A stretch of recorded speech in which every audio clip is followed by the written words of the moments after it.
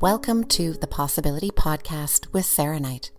This is session 5, talking transformative leadership, what it is, why we need it, and where every single one of us can use it, with Somatic Therapist and Transformation teacher, Richmond. Hello and welcome to another session of the Possibility Podcast. Today I have the pleasure of talking to Richmond.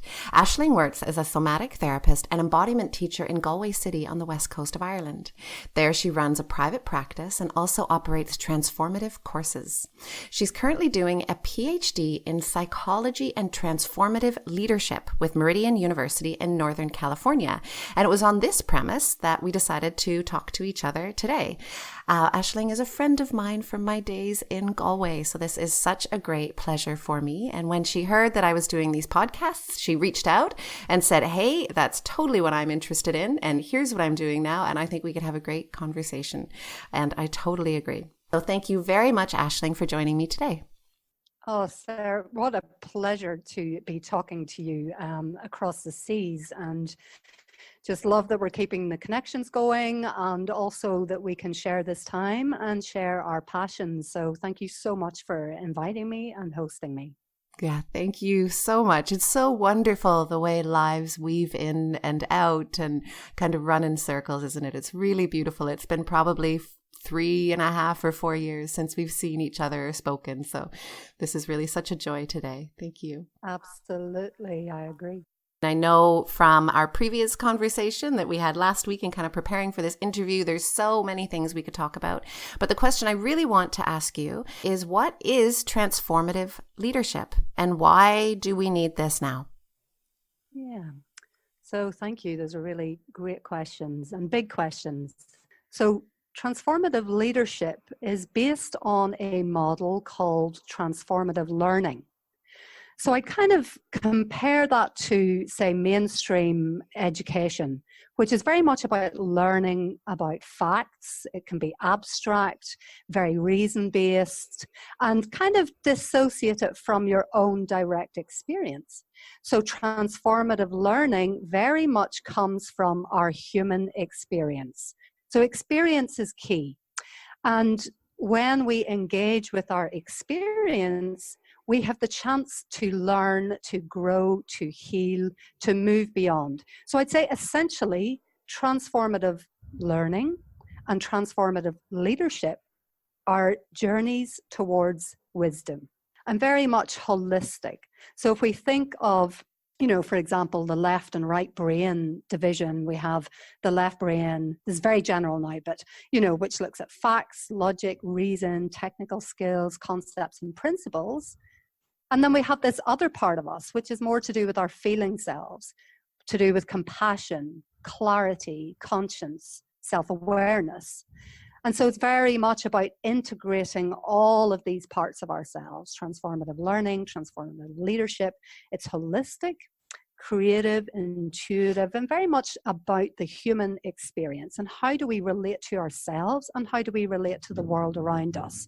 So in a little bit of a nutshell, I hope that gives you a flavor of what transformative leadership is. So that's kind of the theory to it. And what does that look like in practice? It means people getting together. It means I can work with someone on a one-on-one level. I can work with groups. And essentially, it's about connecting in with ourselves. How am I in this moment? What is happening for me? What's alive? What's touching me right now? What's not touching me right now? Where am I awake, alive, engaged? Where am I numb, disconnected, suffering, in pain? Where does the suffering of the world touch me or not? So those are some of the core things as a transformative leadership practitioner that I work with people. So I hope that gives you a little bit of a flavor about it, Sarah.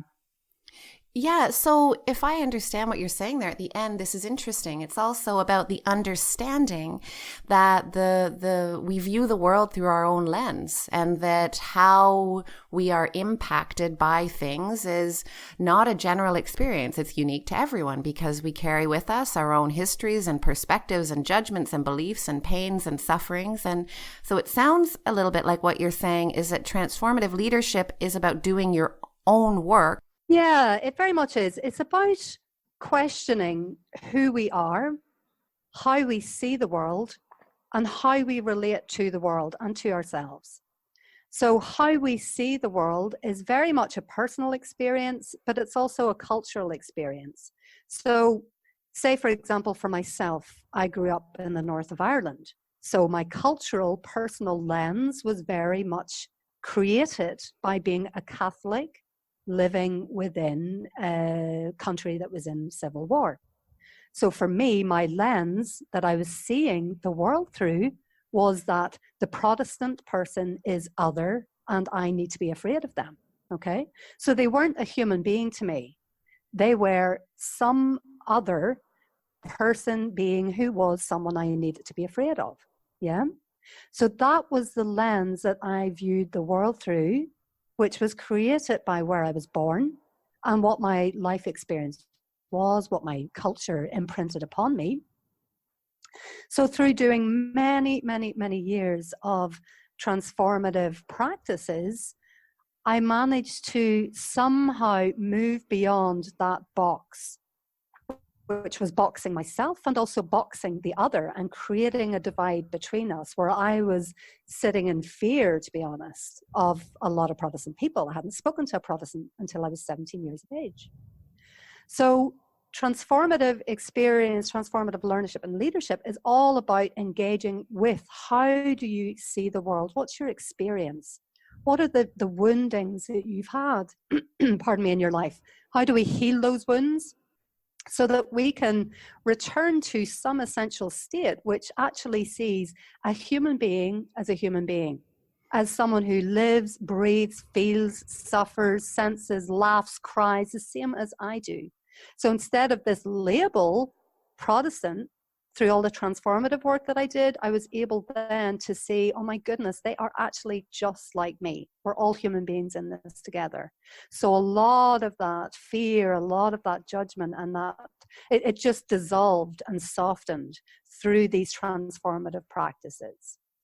So very much around working with how we see the world. What is our lens? How is that lens being created by, yes, our personal experience, our family experience, our cultural experience, and where does that experience keep me cut off? Where do I create the other? So that can be person to person, it can be male to female, it can be black to white, it can be human to nature, it can be human to themselves and their own soul. So it's really that question of how do I see the world and where am I boxing? Where am I judging? Where am I shutting off? Where am I disconnecting? And how can I begin a journey towards opening up to the other? So yeah, that's it in a nutshell, I would say. Beautiful. Okay. So this work, transformational leadership, isn't just about applying these principles to our political leaders and our institutional leaders and the people that we perceive to be in charge. And I put that in little bunny ears. But this is really about how we bring ourselves into the world and lead with our best selves in whatever capacity it is that we're being asked to lead. Absolutely, absolutely. So leadership, I would say, is not how we normally understand the word leadership as in the politicians. In this sense, I would view each and every person as a potential leader in their own lives. So how can I take leadership and responsibility for myself? So that can apply to so many things that each individual can begin to explore. So what's the connection to myself and my stress levels? What's it like for me to go to work every day, and how do I respond to the pressures of life? And actually, what choices do I have around that to support me to live in a healthier way where I learn ways to regulate my stress rather than feel a slave or imprisoned to it? So how do I work in wiser ways in my relationships with my colleagues and my relationships with my loved ones, noticing all those survival, fight, flight, freeze responses that can come up, which can create a more reactive way of being rather than creative and connective. So leadership for me is very much that call to each and every one of us to just begin to explore, who am I in the world? What happens when I begin to look at the layers to myself? And how do I then begin to discover that there's perhaps more to me than I imagined? That there are ways that I can begin to learn which support my life to flourish and support the others around me to flourish also. So it's very much about relationship, life flourishing, life health, and what are the blocks that get in the way of that? So I guess it's my belief that leadership can happen on any level. It can be as simple as driving in the car, taking a moment to pause, really using your breath to recenter yourself so that you step back from suddenly a road rage moment. Or leadership can also be working within an organization where people are feeling called to affect change within the organization. And it can also be on the global scale. So there are people who are working on that level too, to really affect a shift in consciousness, in humanity. So it's about life on all its levels, and whatever level each one of us feels called to respond is so valid and valuable to me. I believe that each of us has a unique role in this world, from the smallest day-to-day moment to the greatest kind of global paradigm shifting roles. And yeah, so to me, it's across the board. It's an invitation, it's an evocation, it's an invitation to become, to explore who you are and where are you being called to become. Wow, beautiful. I love the way that you explain that, because something that is happening and that has an increasing likelihood of happening is a real feeling of disempowerment around the challenge that we're facing with climate change and everything else that means. And I mean, climate change is just one example of an overwhelmed system. You know, maybe it's not climate change that you're into, whatever it is, you know, but a world basically bursting at the seams with too many people and too many demands, a way of living that is not sustainable. And we're really running the risk of two things that, you know, and very relevant to what you just said. And the one is feeling totally disempowered, and this is way beyond me, and what can I do? And the other is the risk of separation and, you know, getting to that point, well, it's not my fault. I didn't create this. There's nothing I can do. It's their fault.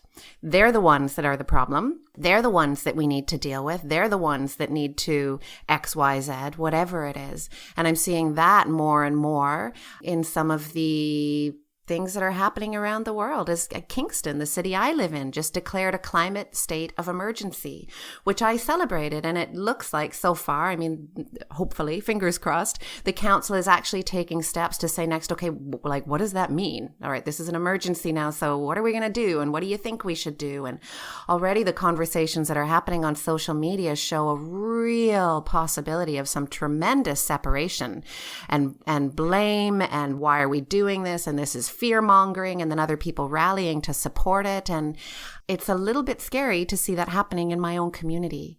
So could you talk a little bit more about that, I guess, and how some of us who are trying to step into our leadership capacity in the area of supporting kind of a new way of being more sustainable and more connected and more supportive of living in connection with the earth, may be coming into contact with others who don't think this is a problem and think it's all a bunch of fear mongering and it's a waste of time and it's a waste of money and what's wrong with us, that this is where we're putting our energy and our effort. So what would you say in regards to that when faced with that real possibility of separation? How is that something that we can move through and still continue to be our best selves? Absolutely. My goodness, such an important question. And I think something that's going to rise up more and more as more and more people step forward, there will probably be that rising up of the other to resist. So this is such an important question, Sarah. I'm so glad you raised it. So for me, this is where holistic practices can really come into play. So within the transformative leadership programs that I offer, we work to cultivate self-awareness and also cultivate an ecology of competencies. So let me explain that a little bit more. For example, on one level, we're still the human mammal. We still work on these survival triggers of the fight, flight, freeze response. So say, for example, I'm out in the street and I'm there and I'm showing up and I'm trying to call attention to what's happening in the world. And then suddenly I have someone in the street who's in my face, who's like calling me names, who's basically say, like attacking, as could happen. So this is where the cultivation of these inner skills, inner resources really comes to the fore. So if I was in that situation, I would notice this rising up of survival energy in me that may want to either run away or may want to attack in defense. And so I would notice this rising up of energy within me. I'd pay attention to that. I'd do what I can to let it subside. And then once I've centered myself, I'm much more in a position to speak to that person from a place of calmness, of compassion, but also truth. Yeah? So this to me is the cultivation of wise ways, where we can stand in our power, we can stand grounded, present, and powerful through the cultivation of skills, through the cultivation of self-awareness, so that it's less about needing to force the other to change. It's not about forcing anyone to believe anything different, but it's about standing within your own dignity, your own authority, and really coming from that place. And I believe that that is what can ripple out in the most powerful of ways, because the old paradigm has been power over. Okay, so that's not what the aspiration in my work is to recreate. So to me, it's more around how do we cultivate presence? How do we cultivate steadiness? How do we cultivate calm? How do we cultivate compassion? And at the same time, there may be places I need to go where I need to unleash and just howl to the moon about what's happening in the world in distress. But there's places for that. When it comes to relating to the other, for me, it's very much around how can I do my inner work so that I can show up in the world with as much dignity, presence, compassion as I can. So we have examples of this in the past. We have Gandhi, who basically stood in the face of the British Empire and held his dignity, held his position, held his integrity. And in the face of that, the other dissolved its challenge, its oppression. So we have ways of looking to figures historically who have managed this. And I really believe that those transformative leadership practices cultivate those skills, cultivate that resilience, that ability to stay rather than react. And so that to me is where I would hold the intention for situations like that. Wow. Aisling, I mean, your own history and the fact that you have reached a place where I'm sure, would you say your transformational work is done? Probably not. Whose ever is. But if you growing up, as you said, in Northern Ireland, in the context of a civil war, where there was incredible separation, where the other was seen not even as a human being, just seen as the other, as the enemy, the one that was against us and the one that we were supposed to be against.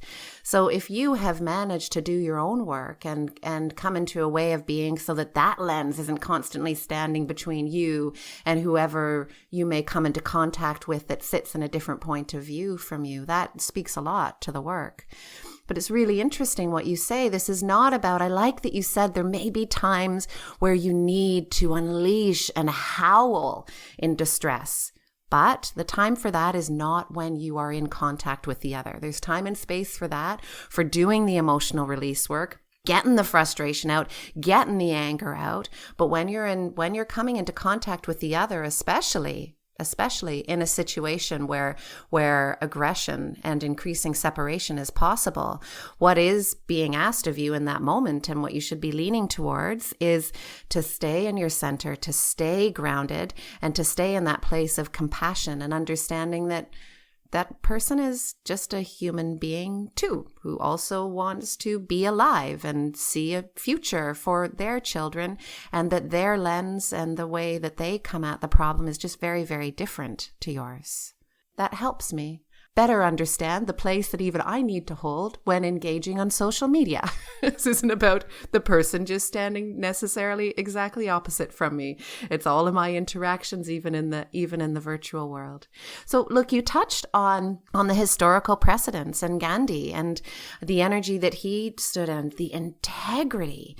And I mean the length of time that he had to hold that energy as well. This wasn't just, oh, well, I'll try this out for the next few months and see if this works.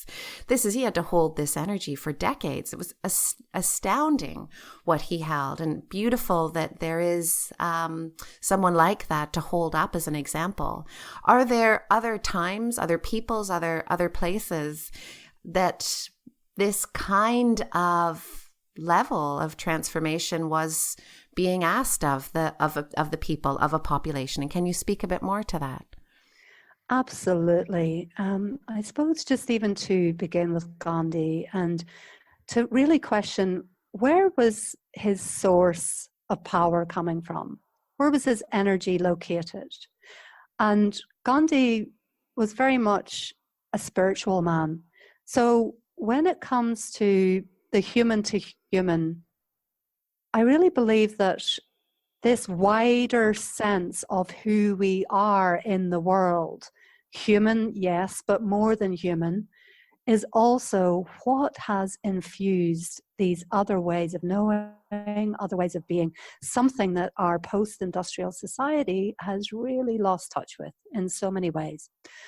So if we look to the cultures throughout the world, pan-cultural, throughout the millennia, what's common to so many peoples is this sense of locating the human as part of something greater and centering into a source that is beyond the human world. So if we take for example, the Indigenous traditions throughout the world. So I trained within one for about 5 years, and within the Indigenous ways, your source of power and your source of knowing is not just from the human world.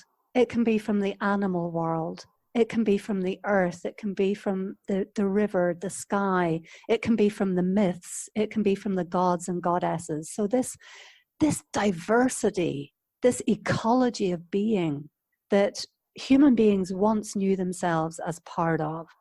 So just to speak to that a little bit, that, I don't believe Gandhi was necessarily what he managed to create in the world was just a human thing. He, to me, was tapped into the greater source of life.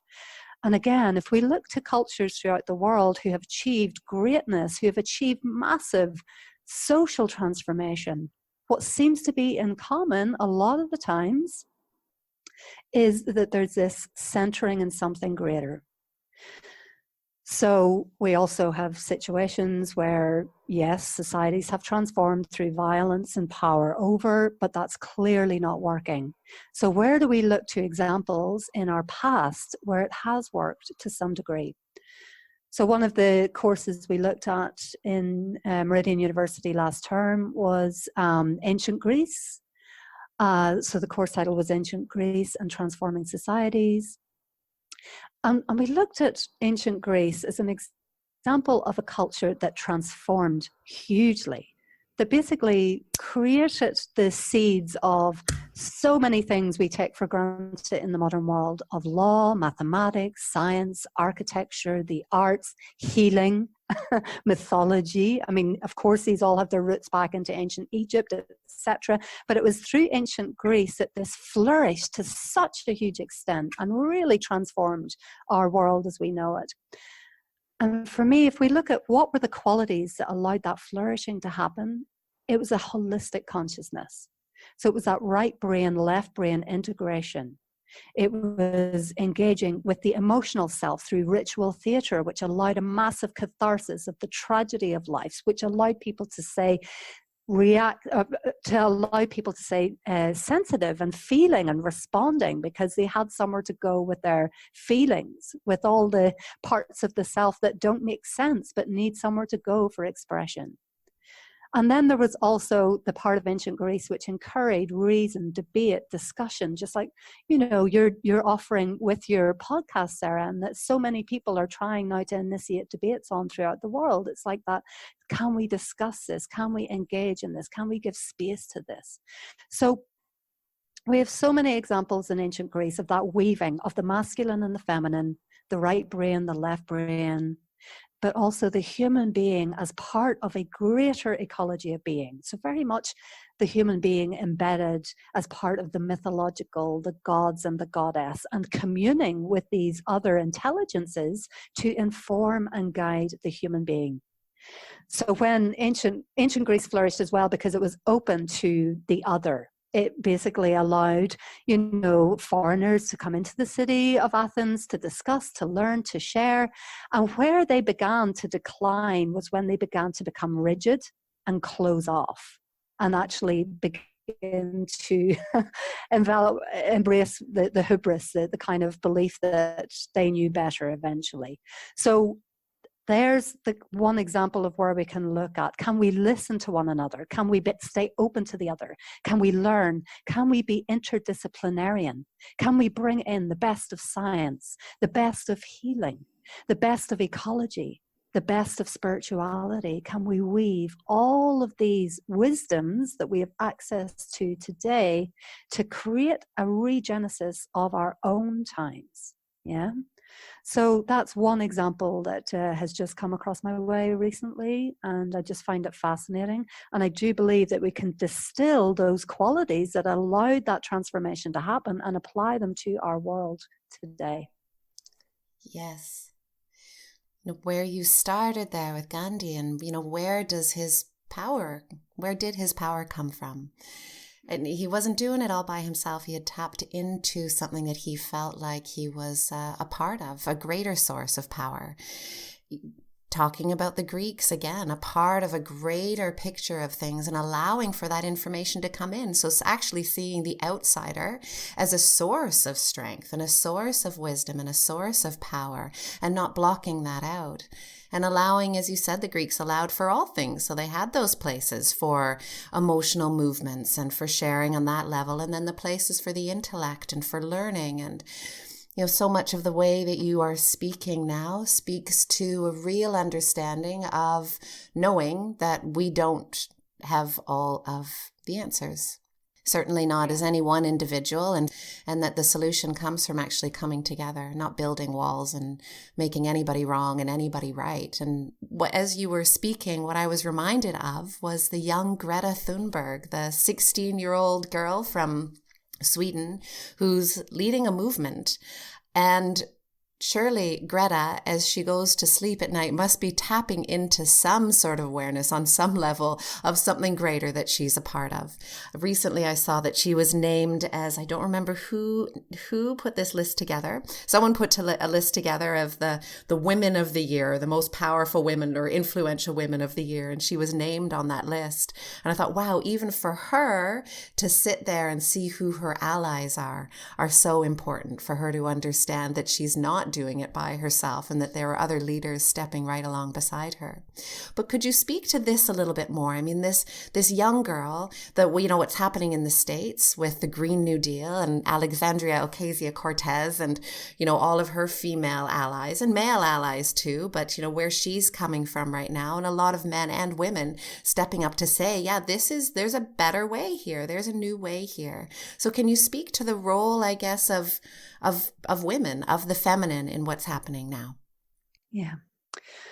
So there's a quote by Einstein which says, we can't solve problems by using the same kind of thinking we used when we created them. So to me, someone like Greta really represents someone who's outside of the usual way of thinking. Okay, the usual way of thinking calls us to look at the economy and the economical impacts. The usual way of thinking is something that's, I'm going to solve this through the mind. Yeah.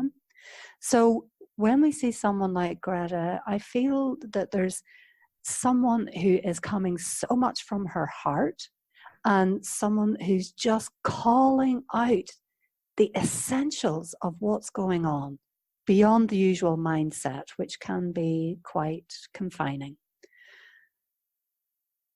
So to me, there's something around people who are not within the current mindset, who have the ability to step forward and to stand as people, as symbols, and who then can inspire others who are equally as important. You know, like a movement is nothing without the group who are there to follow the person who's initiated it. So each person who steps forward is just so valuable within any of those situations. But one person seems to be able to play that role of standing forward, of speaking up, of taking that more front person role. So it's absolutely humbling and incredible to see.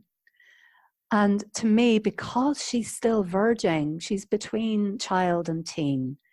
So to have someone step forward of the younger generation is, to me, something which, again, is bypassing the usual thinking and reaching into hearts.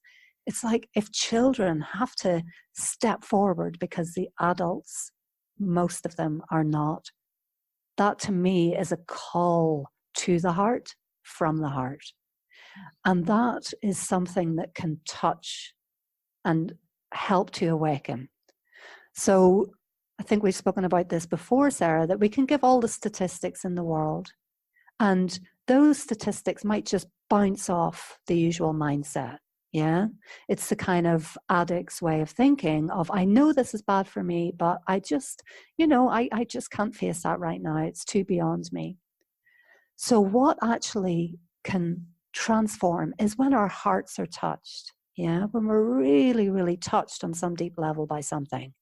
So to me, someone like Greta has that possibility. That's, to me, the role she's playing, is that touching I feel in my heart to realize that here's someone, a young woman, a young girl, who's stepping forward because she feels so strongly that actually not enough has been done in the world, and she's calling it as it is. So yeah, it's humbling, it's powerful. I have deep respect, and also, yeah, I feel it's a great wake-up call. Yeah, that's beautiful the way you have explained that. It's just settled something in me, actually. Because so we are leading up to Friday, March the 15th, which Greta has somehow managed to lead a global school strike. So there are young people all over the world that are going to be walking out of their schools in support of climate change. And when I talked to my son about this about a month ago, because there was a proposal from an environmental group in Kingston that we try to support the school children in Kingston doing the same thing. And I approached my son with that, and he got really angry. And he said, why is this up to me? Why are you asking me to miss school, to walk out of school? Why aren't the grown-ups walking out of work? And I've thought a lot about it. I brought it back to the group, and they said they had, felt the same thing or maybe even gotten the same feedback. And so what's happening in Kingston now is a strike of whoever, a rally of whoever wants to come, children and grown-ups and whoever wants to come. But it did make me question, should we be putting this on our young people right now? Yes, obviously there's energy there because Greta is stepping in and people are following. But are we really risking creating some kind of a trauma, an additional trauma in our young people who go, wait a second. Not only did you people create this, but now you're making us step into it. And, so what you just said there is, well, yeah, maybe it's not ideal, but a different energy is required. A different way of thinking is required. And maybe it's the young people are the only ones right now who can bring in that different way. They haven't grown up being kind of brainwashed into this way of living, this, endless consumption and our needs so easily met at the flick of a switch, and a real disconnect from each other, from the environment, from the bigger picture of things. So it's not ideal, but maybe that is the only way. And certainly the energy, the momentum that's gathering behind her would say that, well, it's obviously the way right now. You can't argue with that. She is leading and people are following. So I really like that you just shared that, because it kind of settled that within me, and actually I think will help to shape a conversation with my son around that. Yeah, it's not ideal and you don't have to. And I'm still here. And I think that that's the other important piece, maybe something that you can address. How can we as adults, when we see these young people really taking the lead, how can we as adults step in to do what they so need from us, which is to hold them and to support them and to let them know that we are right there at their backs. So would you agree that I'm just throwing it out there, is that something that we can do, and how do we do that?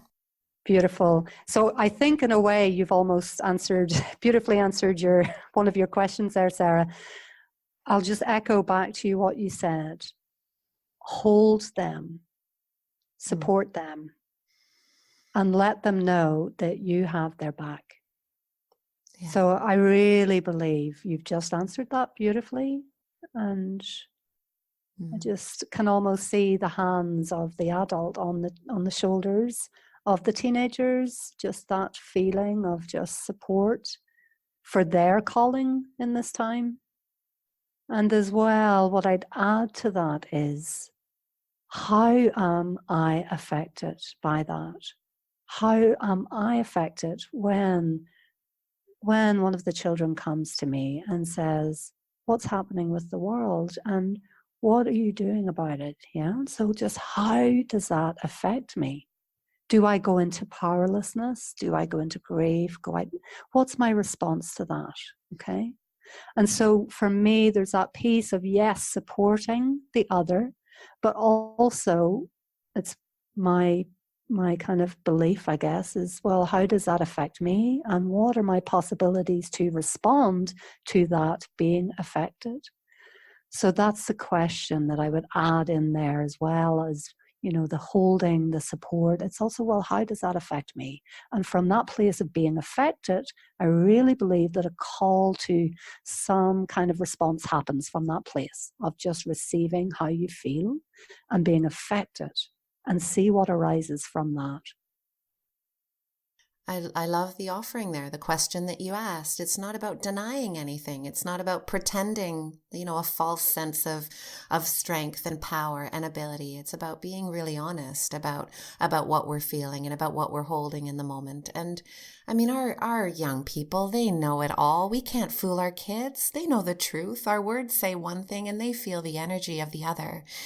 And so, like you said, if they are asking us difficult questions or posing painful feelings within themselves and asking us to hold space for it, doing exactly as they're asking us to as best as we possibly can, but owning how it affects us as well, whether we can do that in the moment or whether we later have to go and howl and release that distress ourselves. So I love that question that you're asking, that offering. Thank you. And, on that note, I wonder if now is the time. You had suggested a gift for myself and for whoever is listening that maybe might help to guide me to that place of feeling what I'm feeling and strengthening my resources and stepping into my own transformational leadership abilities all that much better. Is now the time for that, Aisling? And would you like to do that for us? I would love to. So for anyone who is listening, now is the time, if you can, to just let yourself get a little bit comfortable. Aisling is going to just take us on a little journey for just a couple of minutes. So if you can get a little bit comfortable, if you're driving, don't get too comfortable, but you can take this in as best you can. So I'll hand it over to you, Aisling. Thank you, Sarah. So first of all, I advise whoever might be driving at the moment to not do this practice until you get home and you're able to focus fully. And for everyone else, I really invite you to, first of all, let your body get comfortable. So shift around if you need to. If you find you've been sitting still for a while, maybe you need a little movement, a little stretch. And just see if you can begin to sit in such a way as allows you to release your weight down into whatever is supporting you, beneath your body, behind your body. Perhaps allowing breath in, breath out, really helping you with that, releasing down. So just let yourself take a few mindful breaths. Eyes closed if that's comfortable. So first of all, connecting with what supports you right now. Is it the chair you're sitting on? And beneath that, the ground, the earth? Is it a feeling of touch? Maybe your hand is on your leg or on your other arm. So just notice if touch feels like a support. Is it the movement of your breath?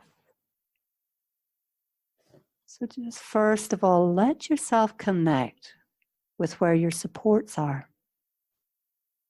And just notice as well if the mind feels very busy, that's really, really natural. Just let yourself notice that.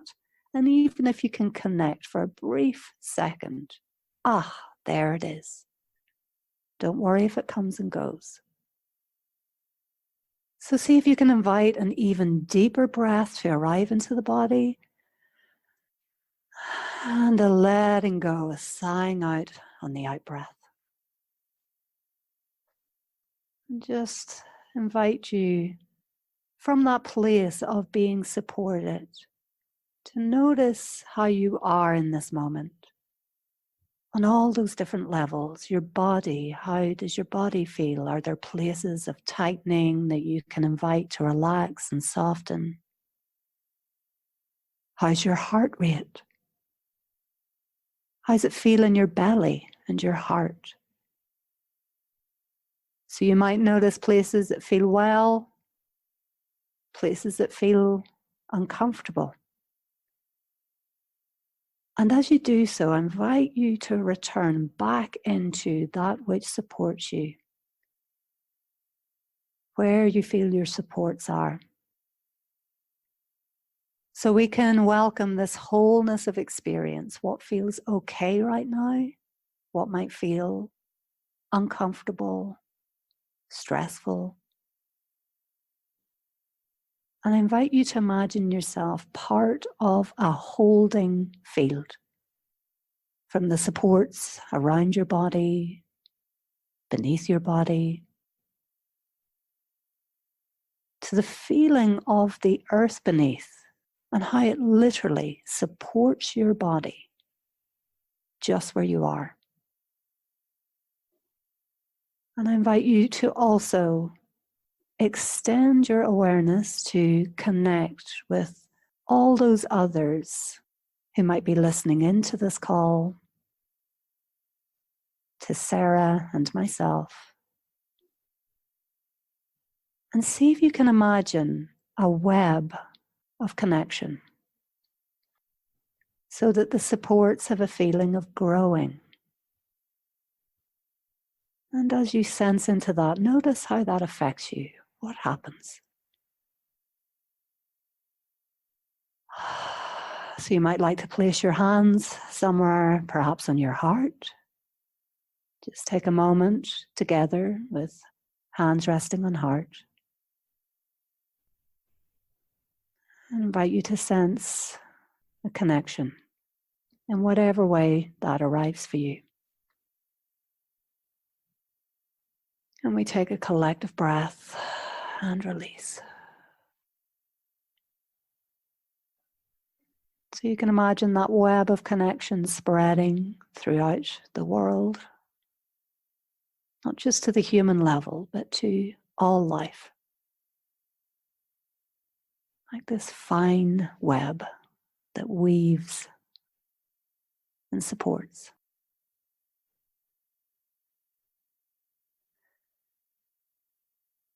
And then when you feel ready, returning to your own heart, perhaps take one last big breath in and out.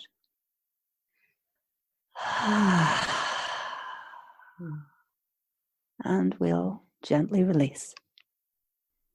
Thank you, Aisling. I feel relaxed and full, and what a perfect way to end our time together. Thank you so much for joining me today. I've really, really gained a lot from your wisdom. So thank you, Aisling. Thank you so much, Sarah. And thank you to everyone who listened in as well. And blessings to each and every one of you. And thank you again. And thank you for listening. And until next time, remember, leadership is a quality each and every single one of us has. And it doesn't have to be leading a great big grand action. It's how we lead with our best selves in every single moment.